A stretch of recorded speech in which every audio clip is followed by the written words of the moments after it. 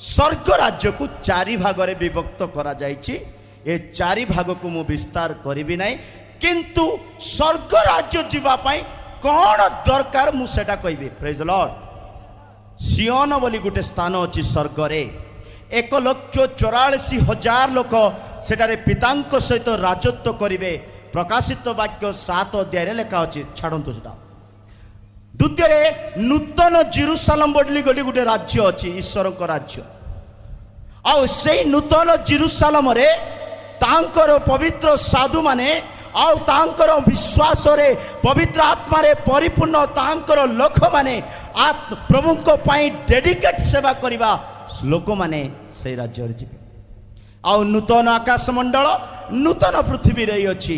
आउ ए चारोटी जगह को जीवा पाई आपण केउ जगह को भी जानतो, किंतु जणे जानतो नहीं। Praise the Lord.